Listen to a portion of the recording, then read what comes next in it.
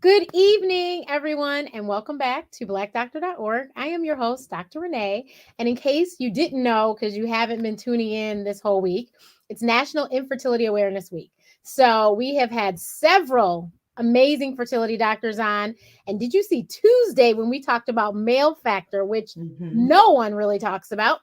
And so yesterday we had another discussion with my favorite REI, my REI, Dr. Cindy Duke. And today I'm so excited.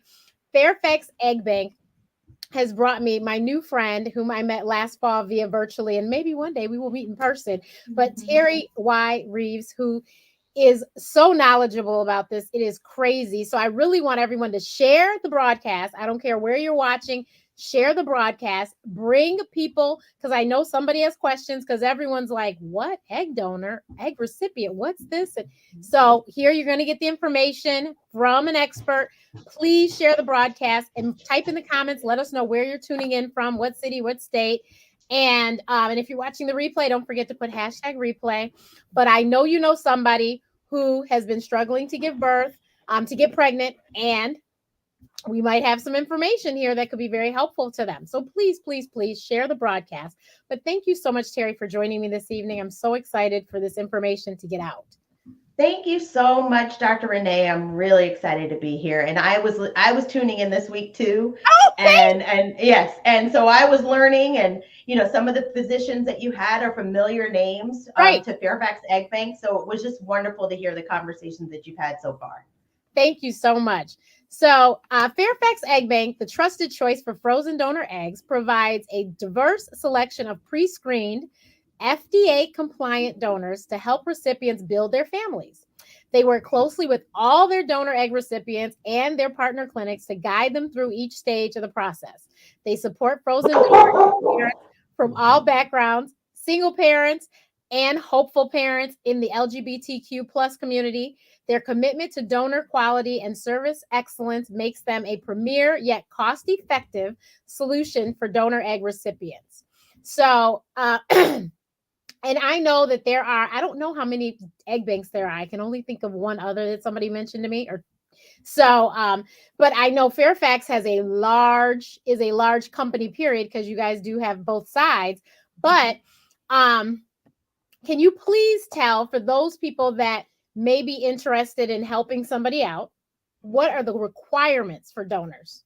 Certainly, yes. So, yes, we are a large, umbrella organization, and underneath the larger umbrella with Fairfax Egg Bank, we do have our sibling company, Fairfax Cryobank, which is a frozen sperm donor bank.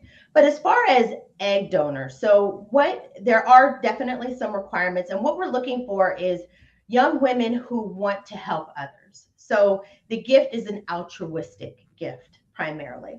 Much And like as adoption. Yes, absolutely, absolutely. There's age requirements. So our age range is 19 to 30 years old. As far as education, a high school diploma or GED equivalent. BMI, there are BMI requirements, and they are. I'm going to look at my notes. And that's your body They, mass index, in case you yes, don't know. yes, your body mass index. It's with your height and your weight, and they put it together and they come up with this figure. Yep, and that's 18 to 26. And on our website, fairfaxeggbank.com, all of these requirements are there. If someone was interested in learning more about how to become a donor, they could visit our website and they can click on the button that says be an egg donor. And there we have the eligibility requirements. And what's also nice is they can apply right there online and make a determination as to whether or not they've been initially accepted into the program. Beyond that, we need to have individuals that can provide their family medical history, 3 generations. So your medical history, your parents' medical history and siblings, as well as your grandparents' medical history. And then be committed to this process. It's about a 6-month process. So we need individuals who are committed to this process. And for that time and for their efforts and for the medical expenses that they incur, they are reimbursed for that. So I need people to understand, because I will never forget. And this wasn't even egg donor, it was just a gestational carrier. I heard a story and a relative was like, well, is the child going to be related to you? So with egg donor, if you have dad has no fertility issues, but mom, for whatever reason, she has no eggs left, or for whatever reason, she can't use her eggs, and they decide to use an egg donor, the child genetically would be linked to dad, but not to mom. That's right. That's right. I interviewed on the Ask Dr. Renee show, Tamiko Fraser Hines. Who it came. Thank you, Lord. She was the first Black Maybelline model. Mm. And if you see her face, you probably know who she is. But she is really openly talked about. She had premature ovarian failure. Mm. And so she didn't have any eggs. Her ovaries failed at a very young age. So she had no eggs. So they sought out getting an egg donor. And she was on the Katie Couric show talking about this. And if you know, that show's been canceled for years now. So this was some years ago. Her children, I don't know how old they are now, but I know they're in double digits by now. She had twin sons. My thing with her was that she said something that struck a chord with me, just looking for donors, for a sperm donor even. She said it was difficult to find an egg donor that was a brown skinned girl like us. Mm-hmm. And I was like, oh my God, I hadn't even thought of that. What, that's something to think about. So can you explain, like, if somebody is going to go look for, a donor egg, can you explain like what they get to, I'm sure it's the sibling is just about the same with the sibling company. So can you explain like what all the information is that they get so that they can help them to do this journey? Sure, absolutely. So on our website, individuals who are what we call intended parents or intended recipients can log into our website and access all of our donor profiles. So with that login, you will be able to access childhood and adult photos of the donors. You will be able to read her family medical history, her medical history, her interests, her likes, her dislikes, what she's interested in, aspires to, why she made the decision to donate. Some of our donors have audio interviews. Some of them have personal essays, which are really nice. And not only that, you can filter your search. So let's say ethnicity was an important characteristic for you, or height was an important characteristic for you. You're able to filter your search on our website for those characteristics that are most important to you. I generally advise individuals as they are searching our website to keep their search very broad at first, and then start to narrow it down. Because let's say you said it's important to me that she be 5'2", brown eyes, brown hair, college educated. You're going to be narrowing down your search. So keep it very broad, and then start to look at those characteristics. You'd be surprised at what are those things that are important. It's very individualized. Some people are it's very important, the education piece. For some people, it's the height piece. For some people, and we've had this happen quite a bit, particularly when I oversaw the client relations team, I would hear them talk about this a lot, is that they would say an individual has sent them a picture of themselves, or a picture of their partner or their husband, and they want to find a donor that looks like them. We help with that. So again, our website really does have a great deal of information about the donor, that you can start to build a connection with that donor just through the website. Yeah, I was really blown away with the first impressions of the office staff. I thought that was the neatest thing ever. I was like, wow. But it was good information. Like I really, valued the fact that you came in looking like this, and I was like, okay, this is great. And gave, kind of this is the way the conversation went with them. So I was like, oh, that's cool. Yep. So it's a 6-month process for those that don't understand, because of course, whomever is donating would have to take hormones, right? Yes. To make sure that they create a whole bunch of eggs, so that when the time comes for the retrieval, there's not just one egg, which is all that you produce usually during your menstrual cycle. So you produce a lot. And then the reimbursement, I mean, you're going to be on a lot of hormones. Hormones react differently to different people. Some people get on hormones and they, might gain weight, or, whatever. They have different reactions. And so this is why they reimburse you, because this is something that, is really, it's time consuming, because you got to go to all these doctor's appointments. Yeah. You got to get a monitoring, ultrasounds almost daily towards the end, and blood work and stuff. So it is great that they do that. But can you talk to the importance of the diversity of your pool? Yes. It is important because the recipient pool is diverse. And so, if you are a recipient and you're at this part of your journey where you are now at a point where you are seeking a donor, you want to be able to find someone that looks like you, and or is it or has characteristics that are familiar. And so that's why it's so important to have a very diverse pool. Imagine if your pool was only people who were 5'10" with, black hair and blue eyes. Well, how many people in the population are 5'10" with black hair and blue eyes? And so that's why it's so important. And that's why, I would strongly encourage our African American, younger African American women who are considering this to strongly think about it, because you are in turn going to help someone that looks like you or is like you, and that they, because they have not been able to find someone that looks like them, are not able to build their family. And that's the reality of it. If this is their journey, if this is their part of the journey, if they cannot find a donor, then their journey ends. Yeah.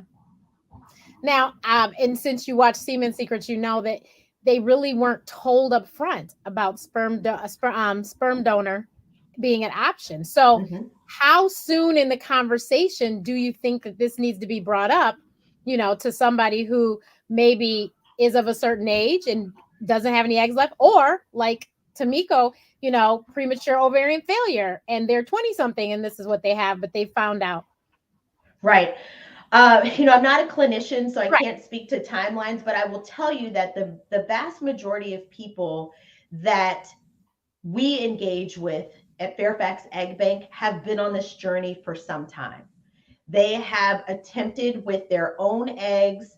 They have attempted multiple rounds of IVF, probably multiple retrievals on their own before they get to the point of considering donor egg. And so their journey has been an emotional one, a financially taxing journey by the time we have the opportunity to assist them. However, if you're 45, 46, 47 years old, the likelihood that you are going to be able to conceive naturally, we know is a lot lower. So perhaps the conversation is much sooner in those women Mhm. because you already know where you stand. But I would encourage women of all ages, and I heard Dr. Loudon say this, and Dr. Jones say this on Monday. Let's have these conversations much sooner with your OBGYN about your plans for fertility, your plans for family building, so that if you have to delay having children for whatever reason, you already know what options are available for you. Maybe you've already considered uh, preservation, egg preservation, so egg freezing for fertility preservation. Or now you're, in your late 40s and you say, my career is in place, those things are in place. Now I want to build my family. What are my options? Perhaps it's not donor egg, perhaps it is, but knowing that it's an option is what's very important. And not only that, it's reducing the stigma around your journey to parenthood. And I know that that's been your conversation all this week. Everyone's journey to parenthood is different. And yet, when we get into discussions about donor gametes, whether it's donor egg or donor sperm, Or there donor is a embryos. right, or donor embryos, exactly. There is a huge, dark, dark veil over that. And people don't want to share, or they're afraid to share, or they're afraid of the judgment, or any of those matters. And so people go through this process very privately and very in isolation, and that's what's also very difficult. Yeah, and it's awful, especially in our community when you don't have other people to talk to. You might miss out on an option because of the fact that you didn't have a conversation with the lady next door who has been through this, but you didn't have a conversation with her. So you Right. just were like, well, there's nothing I can do. No, there might, there's a whole lot of different options out there. You never know what you could do until you seek the information. And so that's why we need to have open dialogue so we know what doctor to go to. And oh, that bank over there didn't have any. Well, did you know about Fairfax Egg Bank? They have, a diverse pool. You can maybe find somebody there. Now I Yep. have a question that just came to mind. If I had froze eggs and decided, okay, I don't need these anymore, or I don't need them at all, is there a way to donate them to the bank? So not to Fairfax Egg Bank Got it. Okay. directly. However, there are opportunities to donate eggs that you have frozen for preservation. Right. There's several different organizations. Okay. Angel. There's one that's Snowflake, I believe, is the name of Okay. it, that you could donate to those. But because we manage a very strict criteria in Right. terms of screening, we unfortunately cannot accept eggs in that manner. But there are opportunities to donate. Okay. I just thought of that. I was like, It's well, a good question because we have people ask all the time, so it's a very good question. now can you explain the difference between fresh and frozen donor eggs? Yes. So, fresh donors are donors that you have found that are going to go into cycle while the intended recipient, female recipient, is also going into cycle. When her eggs are retrieved, they are immediately fertilized with either partner, donor, whatever sperm source that the recipient has. And then you're either going to do a fresh transfer of those embryos, or those embryos will then be, you do a fresh transfer and freeze resulting embryos. So that's typically a fresh donor cycle. And so the advantages of that is if you are doing a single fresh donor and you are going to receive all of her eggs, you're going to have hopefully a good number of eggs that you'll be able to work with, and therefore the potential of multiple embryos resulting. The downside is that coordination piece. So Right. finding somebody that is going to be willing to do that. The other disadvantage, or and I don't want to say disadvantage like it's a bad thing, but it's another challenging piece is a fresh donor cycle is typically a much more expensive Yep. proposition. Okay. So that is a fresh donor. Frozen donor, on the other hand, is this donor is going through her cycle. Her eggs are retrieved. They are vitrified, so it's a very fast cooling process. And then they are put into storage. And so they are available when a recipient would like to purchase and then do the egg thaw, the Right. fertilization, and the culture at their clinic on their own time. So there's a lot more flexibility in terms of timing. There's a set number of eggs that you're purchasing. So typically you'll find that patients who are choosing to go the frozen donor route may have plans to not have as many children. So perhaps they are going to, if their purchase is going to result in, or their eggs are going to result in one or two embryos. Mm-hmm. And so that is one of the things that you take into consideration when choosing a frozen donor. So it really is about the convenience and also the increased accessibility to, like you've said before, a diverse donor pool. There was a lady on Clubhouse she received donor egg and she had twins. And she was a single mom by choice, and she was quite overwhelmed. They were in the Mhm. car while she was talking on Clubhouse with us. It was very funny. If you guys have any questions, please don't forget, type them in the chat and I will do my best to address them. But I wanted to understand the communication and relationship between the clinic and the egg bank. Perfect. Yes. Yeah. So that's one of my primary responsibilities as the director of business development, is building and nurturing those relationships with our clinic partners. So Fairfax Egg Bank is currently affiliated with about 350 IVF clinics within the United States and internationally. So our international clinic partners include clinics in the Caribbean, Mexico, Brazil, Canada, Australia, and Israel. So We build our relationships through this affiliation. And so what we like to have our clinic partners think of Fairfax Egg Bank as an extension of their care team. So when they have a patient who they are now recommending choose donor egg, that they are saying, this is your next option. Here's the information for Fairfax Egg Bank. Give them a call and they will assist you through this process. The client relations team of Fairfax Egg Bank, each of them are assigned a number of clinics in which they're the lead client relations specialist for. And that is also nice because, again, it's that one-on-one relationship. So they can say, just go ahead and call Teri. She's going to help you through this entire process. Once a patient has selected donor egg from Fairfax Egg Bank, then we coordinate the shipping between our storage facility and the clinic. And so the eggs are then shipped to the clinic, and the clinic will then, and their lab will take care of the thaw, the fertilization, and the culture to embryo development. So, and our relationships are ongoing, and we're constantly looking for new partners, and oftentimes we hear of new opportunities from intended parents. So they'll call and they'll say, I'm working with Acme Clinic in Walla Walla, Washington. Do you work with them? No, we don't currently work with them. So I'll reach out to that clinic and I'll say, your patient is interested in purchasing donor eggs. Here's our affiliation process. Would you like to become an affiliated clinic? And then from that point on, their patients can begin to work with us.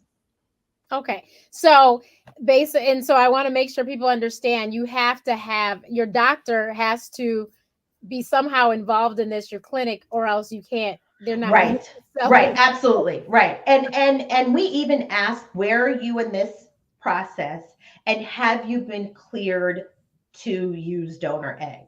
Because we will also find in some instances where a patient has done their own organic search. They believe that this is the next step in their journey. They've done their own organic search. They come to our website, they find a donor, they're ready to go, and they don't have a clinic. And so we're like, all right, well, here's the thing. You can purchase the eggs if you would like, but they can't be shipped anywhere unless you have a relationship with a clinic, and a clinic that works with us.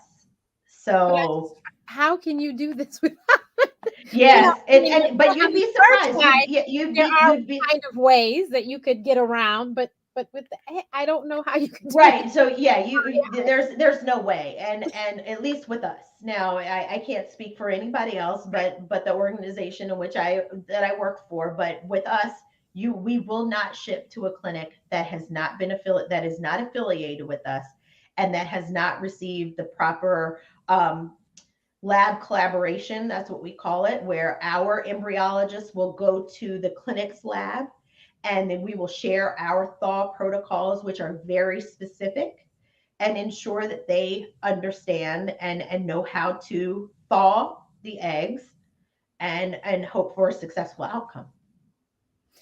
So we did get a question. Are eggs checked for maturation before being frozen? Yes, great question. Yes.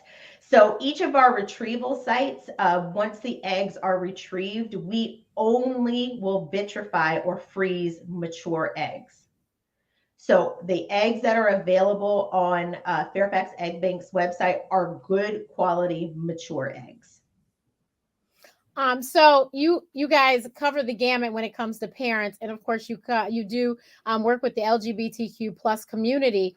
How because I know from having colleagues that are, that have patients that are part of that community, they make sure that their, offices are inviting, and their websites and stuff, to Yeah. make certain that people are comfortable. What does Fairfax Egg Bank do to make sure that everyone is comfortable? Same thing. Same thing. Our website is inclusive. Our approach is inclusive. Everyone has the right to build their family. And for same-sex male couples, the missing link Is it? is the egg. Yeah. And so we honor and welcome those couples or those individuals. Perhaps it's a single It's a person. single It's a dance. single male. It's a single male that wants to have a family. So we do welcome those families so much. It's an honor to work with them. Often we will find that same-sex male couples will purchase two or more cohorts perhaps from the same donor, perhaps from different donors, because each of them would like to fertilize with their sperm. Gotcha. And so, yes, we are absolutely an inclusive organization and believe strongly that everyone has the right to build their families. So someone said, what is the cost implication? So it is, I try very hard to not speak in specifics because we do have relationships with clinic partners where it makes it a little bit different. But you're looking at about $16,000 to $18,000 for 6 to 8 mature eggs, and that includes shipping. And this, of course, is not covered by insurance. This is not covered by insurance directly, meaning we do not accept insurance. However, what we will provide is an invoice and a letter of support to go along with a claim to your insurance company for reimbursement. And we have had patients who have successfully been able to have the cost of frozen donor eggs reimbursed by their insurance company, or reimbursed by some fertility, insurance plans and coverage that they have. I learned, I think that was the other night, someone mentioned that you can actually, there are programs or like jobs that will you have to pay up front, but then once you submit the paperwork to them, they'll reimburse you for an egg freezing or donor egg or something like that. I didn't know that. Right. Yeah. And FSA, sometimes, the FSA programs will cover this. And not only that, there's something else I was going to say about that. Some patients may finance this. So we do work with different finance companies. Kappa MD is one that we work with, where you could take out a line of credit to pay for this. So and that cost is for the eggs and for the shipping. That is not the cost that is associated with medications and the embryology piece from your clinic. Someone said, thanks for encouraging more women of color to consider being donors. A Black couple who want to have a child that has their skin color may not want to use the eggs of a lighter skin donor. This is true. This is true. That's that's the truth. And you have your requirements. Yes, and we're all entitled to them. I'm not very tall, and so I don't think that I would want a donor that's 6 foot tall, because how would that look, right? I'm 4'11" myself, so I get it. Yeah. So like, what would that look like? But I spent about 5 years in organ, eye, and tissue donation prior to joining Fairfax Egg Bank, and the same roadblock existed, even in organ, eye, and tissue donation amongst our community. If we're going to have a very transparent conversation, we make up a great deal. Almost in some communities, the majority of individuals that are on the wait list for a kidney transplant, but we are less likely to give. And what are the barriers? What are the cultural barriers that we need to break down so that we can help each other?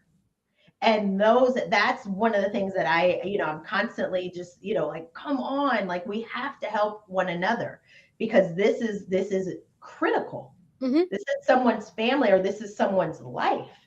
And if we are, too close-minded, no, these are mine. No, I don't. Everything with me that I came in this world with. Right. Then yes. I heard it all the time in when I was in that field, and I would hear someone say, oh, no, these are mine. This is what God gave me. I have to leave. Like you said, I have to leave with everything that he gave me. But my brother got a kidney transplant 2 years ago. Oh, goodness. So who do you think that was from? Right. And I think people don't understand the importance of why our community has to do things like that. It's because when you are looking at the matching, you have several markers that have to meet. And when you look at these markers, most of the time you're going to match to someone who has the same ethnicity as you.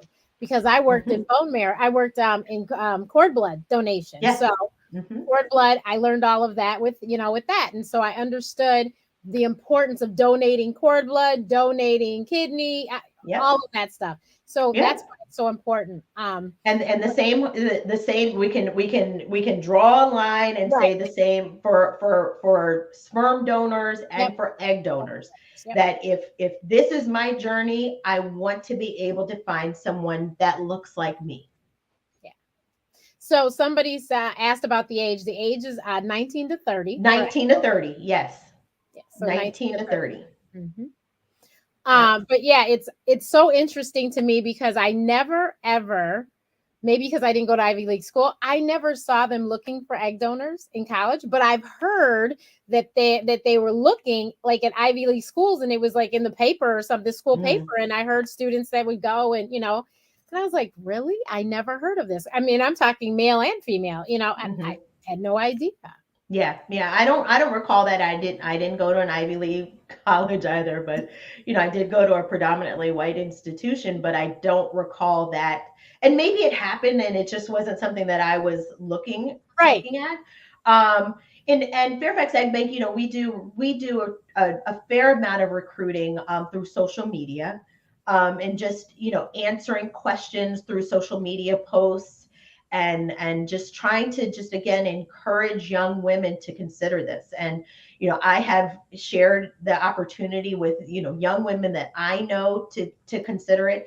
In the same way, I encourage them, listen, if you are thinking about having a child, freeze your eggs, While you're young. and freeze your eggs while you are young.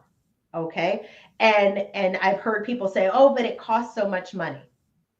If you can go Or to Jamaica, if you can buy the latest and greatest Louis Vuitton bag, if you can have, you know, 5 Starbucks drinks in a week, you can afford to freeze your eggs.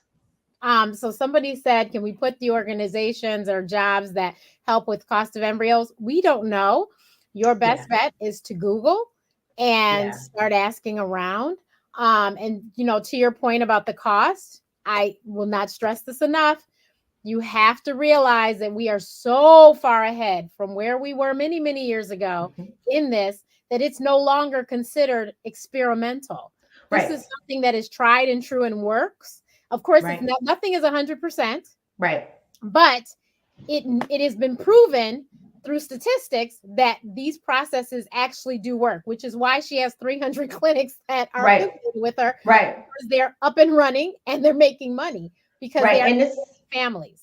yeah, and as far as the standard of care, donor egg being the standard of care by ASRM, or the American Society of Reproductive Medicine, it became standard of care for infertility patients in 2012. So we're only talking about 10 years, but the advancement and then now the utilization is so high because now it is the standard of care versus perhaps prior to that it was your journey ends here, and that's that. So Yeah.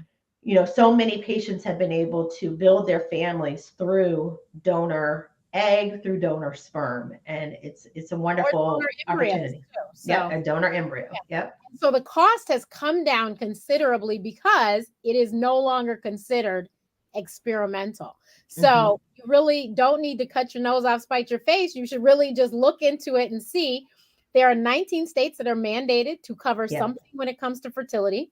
Yep. They may not cover egg freezing, but once again, that's where your FSA money comes in, or Hmm. you check and you see if you can have your insurance company receive a letter from the bank and from your RA and try and see if you can get it covered. The other thing is have a conversation with HR and say, look, this is what I'm planning to do in the upcoming months. Can we please make sure that my plan covers this? Because they might have some wiggle room and they can help Hmm. you out. So you want Yep. to make sure you ask those tough questions. The other thing is, and I keep telling everyone, Starbucks will cover fertility. You do not have to I work full yep, time for I've heard that. you can work part-time for Hmm. Starbucks 90 days and then they cover it. I know Yep. physicians that are doing part-time at Starbucks, lawyers, all sorts of professional people that are doing this because their job's not going to cover it. And because of the cost, because sometimes you have to do more than one cycle, like myself, it gets costly. And so you Yeah. need to make certain that you ask these questions. Amazon's another company I believe that does cover as well. So you need to figure out exactly what is covered, what's not covered. Know your insurance plan. That's a problem we have in our community. Don't ask enough questions. Right. And we don't usually ask the right people if we are asking questions. Right. You need to ask the questions and get the information, which is Mhm. why I was like, Teri, let's do this, because I know Right. that I wasn't the only one that didn't know this information. So I was like, let me get someone who can share this with all of us. Right. Yes, New York is a mandated state. Illinois, which is where I reside, is a mandated state. Mhm. Mhm. So you just, and then the other thing is, and this is another thing we keep saying, if your job is the headquarters are in a mandated state, then that means that you would get that benefit. Mhm. But unfortunately, if you're in a mandated state and you work for a company that's not in one, then you're not going to get that benefit. Right. So all Right. my entrepreneurs out there, you need to do your own research, call and get the insurance plan that's going to benefit you if this is Right. what you're trying to do. And Because not and yeah, and I think sometimes we pick insurance plans based off of the premium. So how right, much is going to come out of my check every 2 weeks? I'm going to choose the absolute cheapest premium, and then therefore, when the dust clears, you have either an astronomical deductible that you have to pay before your benefits kick in, or you don't have access to some of these treatments because it's just not covered in the plan that you've chosen.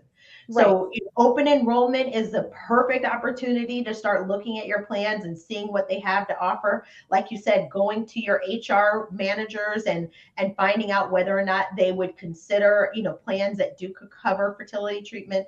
There are other organizations that, are offering employer benefits specifically for fertility. Yep. And so do you start to look to engage in those for your employees? And those are things that, employers, if you're an employer, start thinking about that as well. What can I do to benefit my employees, and know that this is an important part of their life?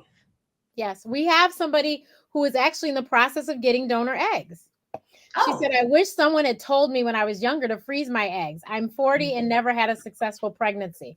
When initiating this process, I was offered another ethnicity donor eggs, and I was appalled that there wasn't many African American donors. Hmm. Thank you so much for sharing that.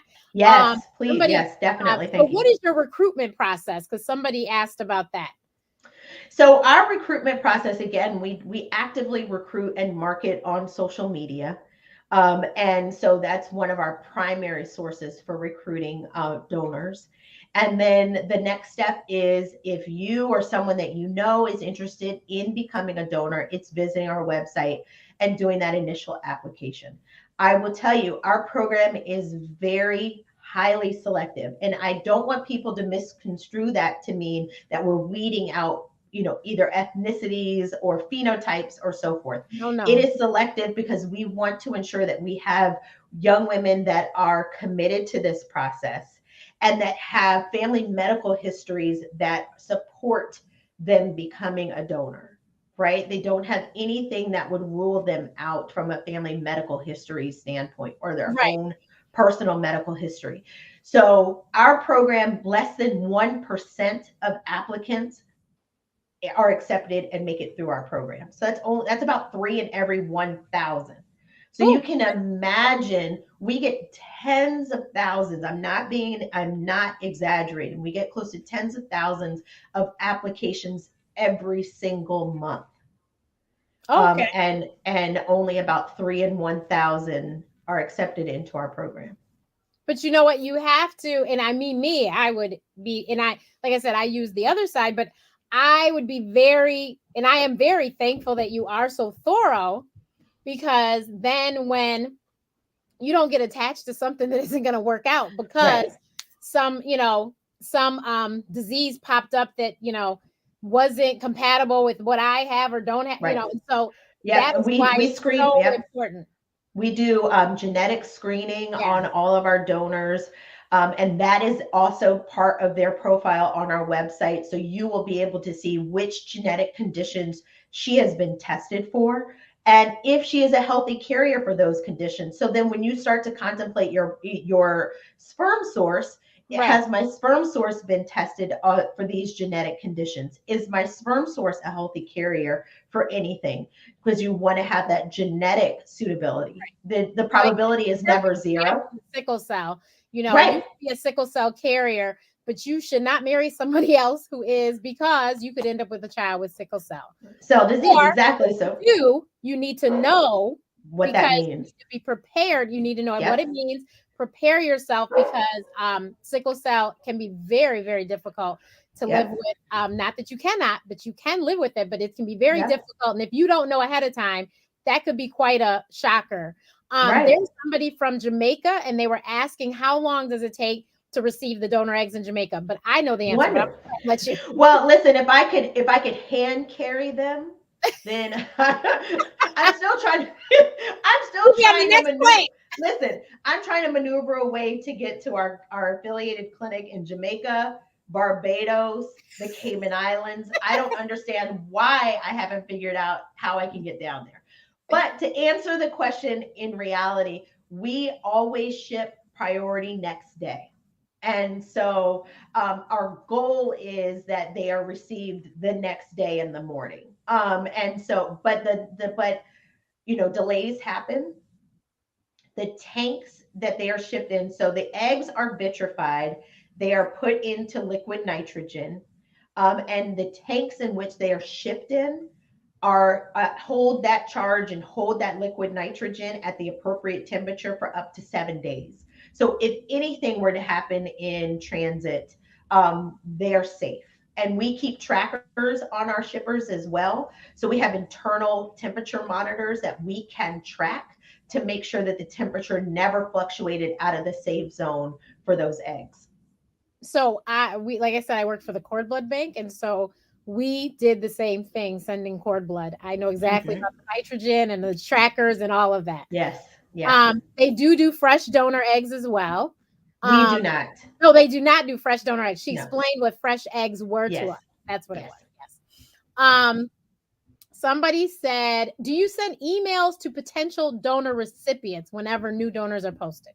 Great question. So we will, how do I explain this? So we don't let you know if a new donor has become available. However, what we do notify you is if you were on our website and let's say you found a donor that you were interested in, and her profile, you looked at her at one point and now her profile is grayed out.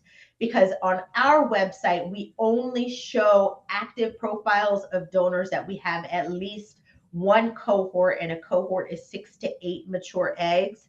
So we only have active profiles when we have at least one cohort available. So we do not show coming soon donors on our website. So let's say you were on our website a couple of months ago and you saw a donor and her donor number was 1234 and you weren't ready at the time, so you favorited that donor. So you click the little heart on our website, and that way when that donor becomes available, you'll get a notification that that donor now has cohorts available. Now, I caution that email because it is always a first come first serve with us. And the demand right now for frozen donor eggs is so incredibly high that, no exaggeration, a donor can go live on our website at 9 a.m. and all of our cohorts are reserved by 9:30. And we have 20 people waiting that we have to explain she's no longer available. And I'm not exaggerating. And so I strongly encourage individuals who are beginning this process and looking at our website to contact us as soon as they find someone that they like. Place a hold on a cohort. Our hold period is 2 business days. It is complimentary. It gives you an opportunity to discuss it with whoever you need to discuss with, and it also gives you time to complete paperwork that we have. But not only that, they will go so quickly. Mm-hmm. And so if you see someone that you like, I strongly encourage you, contact us. You can favorite those donors on our website. You can send an email to us with those favorites and then schedule time with your lead client relations specialist to discuss the process. And we'll answer the questions that you have. We'll talk about our guarantee and things of that nature during that conversation. Perfect. So just like she said, for recruitment, because somebody's still asking, they use social media a lot. I personally am gonna talk to Teri and I'll start posting because I would like to see the pool larger as well. Also, somebody said it's everyone seems to be light skinned blacks. And I guess light skinned Latina, I think is someone's up. But you guys, I mean, you heard it's only 1% that get past Right. their strict Right. And trust, I am advocating for a diverse pool within the organization. That's that's one thing that I do strongly advocate for as a member of the leadership team, is to say, what are we doing? Are we getting more applicants? What's the pool looking like? And what are the things that we can do as within our culture to make it so that we are eligible to donate? So you look at the BMI criteria, 18 to 26 is the BMI range, 18 to 26. You got to be healthy, you guys. I mean, You've got to be healthy. And my BMI is not 26, and I just no, and mine, I don't think mine has ever been 26. Probably when I was born. But I say that to say that we tend to already, and you know this, Dr. Renee, we already just inherently have a higher muscle mass. And so we are going to weigh more regardless. And I'm sorry that I knew this was going to happen. I'm sure you can hear this foolishness in the background. So we're going to weigh more because we just have more muscle mass. But if we are, eating out a lot and, those are, let's control the controllable, right? Know your family history. That's the other. I was going to say that can be a big problem in our community. Once again, unfortunately, we don't have these conversations with our family, so we don't know. We just know Grandpa died. Of complications. How many times have we heard that? What is complications? Right. Your great grandmother died of complications of what? Yeah. And then when you start to reveal, it was cancer, or it was, it was complications of diabetes, untreated hypertension, those things that just run rampant in our community. Like, we have to be healthier. Yeah. Yes. So somebody said, is Fairfax making an attempt to go to HBCUs to recruit women of color? Look, I brought her here. I would love to, listen, again, there's a few, right. But I brought her here because this is blackdoctor.org. So blackdoctor.org has 2-point-something million likes on their Facebook page. If we could have each one of those people tell one woman, and then she tell one other woman, you guys, this is how we get the information out. I'm trying to get the information out so then we can help to increase the pool. We've had several people sit here and type and say that they received donor eggs, or they're receiving donor eggs, or they're looking now. So we obviously are people that need them. So we need people. I'm 45. I cannot help you, unfortunately, but I can't either. But we are trying to get the information out so that we can have other people help the community to keep on growing. And if you have a contact, here's the thing: if you have a contact in an HBCU, if there's an opportunity there, bring it to my attention. Send me an email, and I can then have internal dialogue to see whether or not this is something that would be beneficial. Yeah. So because the last thing we don't want to be. We certainly don't want to be, perceived as give us your eggs, give us your eggs, give us your eggs, right? But there are people out within our community that want to build their families. This is a pathway to do it, and it's a pathway that may not be accessible for them because they can't find an ideal donor. There was a question earlier, and I can't find it. Progeny is a great insurance company that you can use also to cover this. Please check them out. They're an employee benefit program. Right. Progeny. Oh, I know. Somebody asked, what does the M and the D mean next to the donor's name?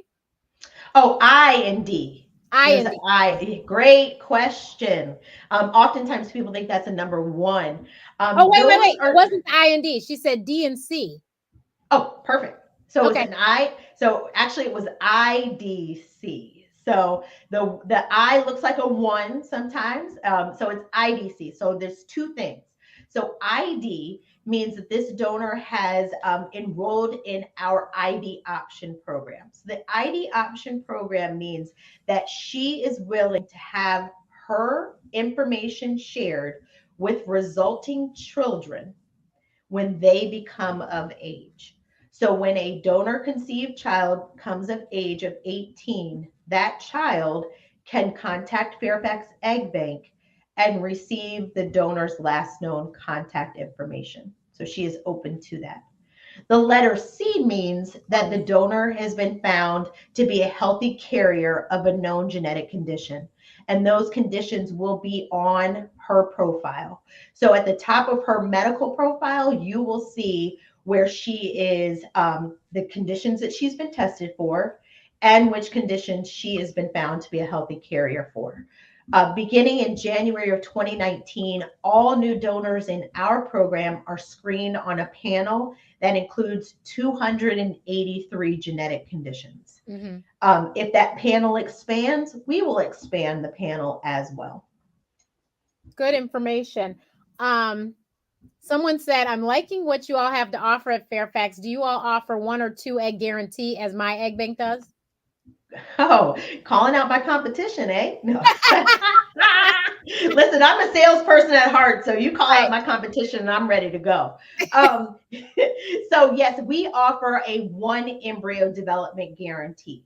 So, depending on the day that your clinic intends to do the transfer, we have varying conditions for our guarantee. Not conditions, but let's say your clinic is planning to culture and transfer at day 3, then we guarantee a 6-cell embryo. If your clinic is planning to culture to day 5, we guarantee an early blastocyst. If they culture to day 6, we guarantee an expanding blastocyst.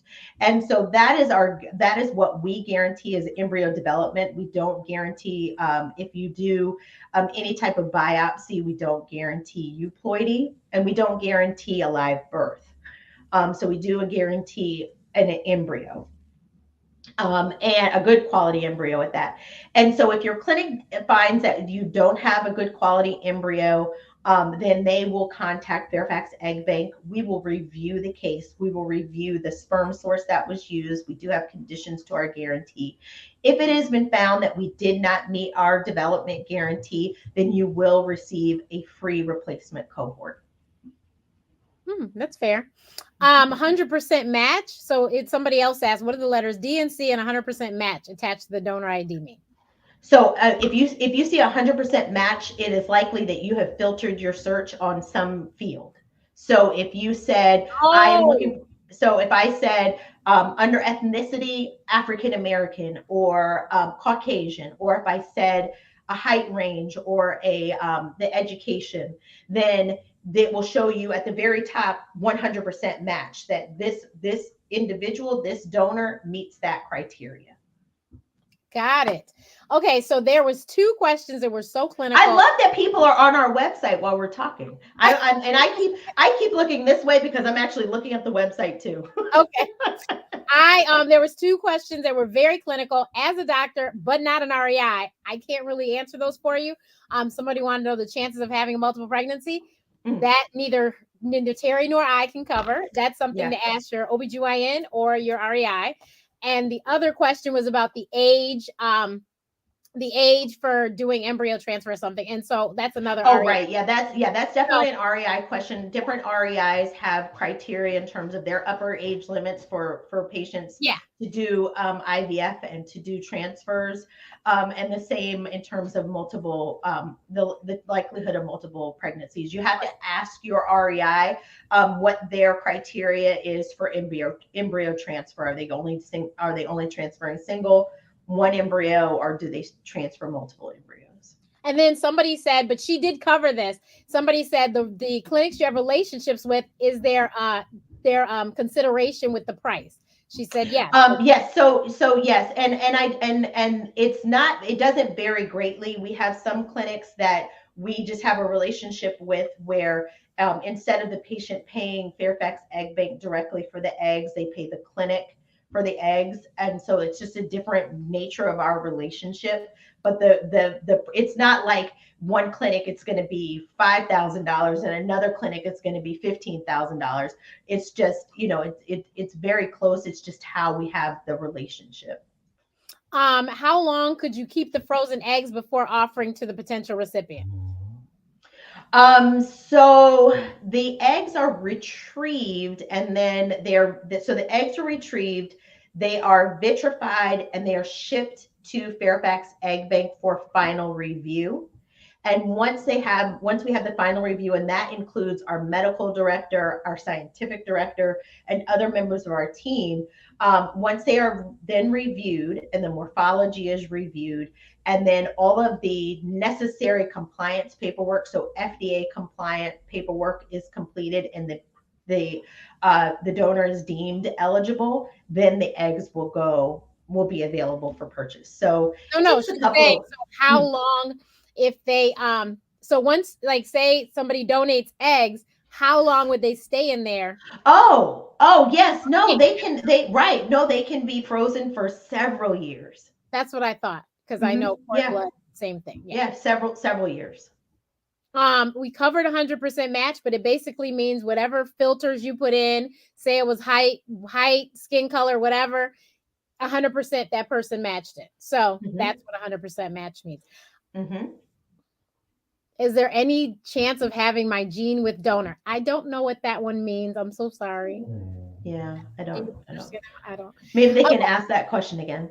Yeah. And Go ahead. one thing I also wanted to share, and you touched on this earlier when you were speaking about the young lady who shared her story on Katie Couric, is genetically, yes, genetically, this child is going to be genetically another person's genetic criteria. I mean, excuse me, genetic makeup. We have on our blog, and I forgot which blog title it is, but one of our recipients said that a child is much like a picture, and that the outer edges of the picture, the outline is that genetic material, but you as the parent get Yes. to fill in the color of that child and get to nurture that child. And so that's kind of the difference, is that the outline is there, it is already exists, but you get to fill it in. Someone said, when is full payment due and what is the refund policy? Great question. So full payment is due about 7 days after you begin the process. So our process again begins with placing a cohort on hold. That is a 2 business day hold period. There's paperwork that you have to complete with us. If we don't get that paperwork back from you, we have to release the cohort, making it available to other individuals. Once we have that back, we send a form to your clinic that they fill out a portion of that form. And then you fill out a portion of the form, and then we're ready to accept payment. So it's about 7 days for beginning, provided that the cohort has not shipped to your clinic. And let's say you had a change of heart. Let's say you can no longer use them, provided that they have not shipped to your clinic. We do have the opportunity for you to return the cohort, and it's subject to rescission fees that are spelled out in our terms of use agreement. Perfect. There was one last one that was good. Oh, she said some of the donors do not have a full genetic testing. Is it possible to get one? That's a great question. So Yeah. those are donors. Again, it was 2019 when we began this expanded genetic panel, and so there are some donors that are in our program that don't have that expanded genetic testing. If your sperm source has had an expanded genetic panel and has been found to be a carrier of a condition or conditions, we can reach out to the donor to ask her to submit for those specific tests. So we will not have a donor undergo a full extensive genetic panel, but we can ask her to be screened for those specific conditions that your sperm source is a carrier for, to ensure genetic compatibility. And it goes vice versa. We encourage sperm sources to be tested.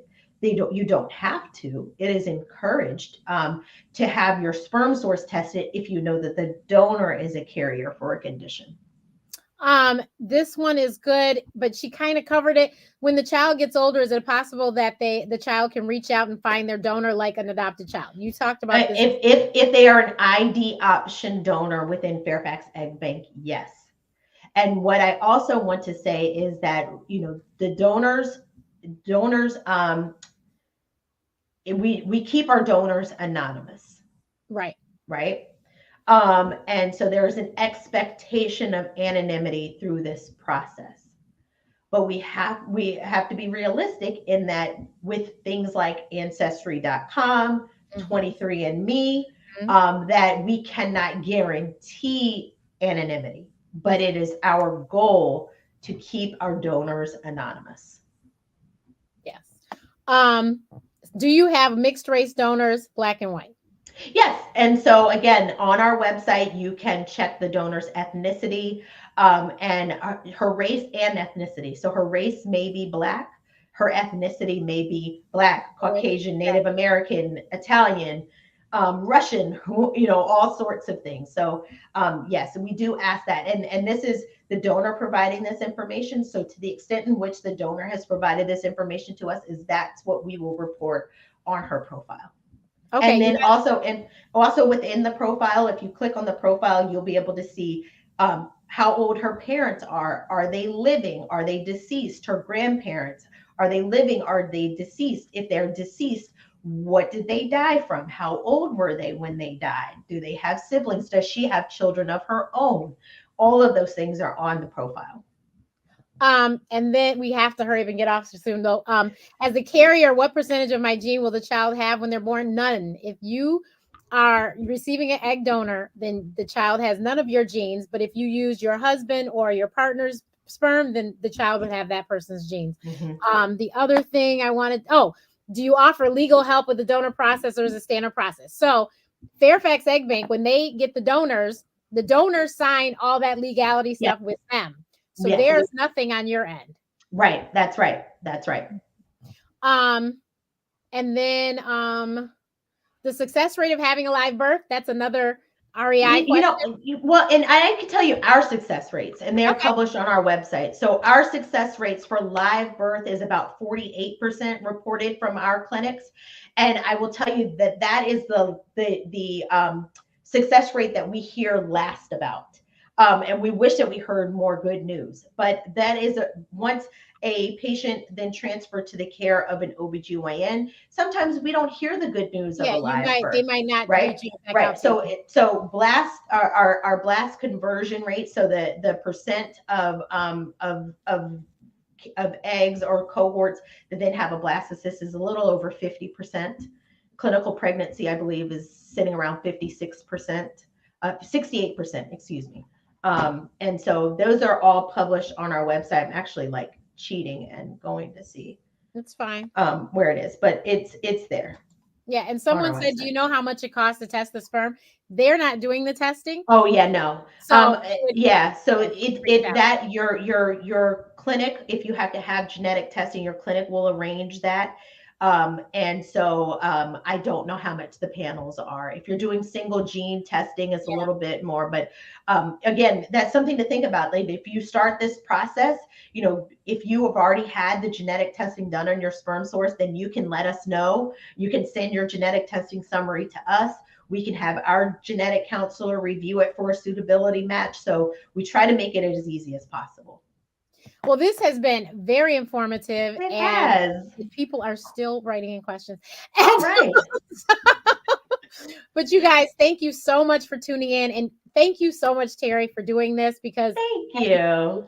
Clearly was very helpful. There was a lot of us in gray matter, not understanding.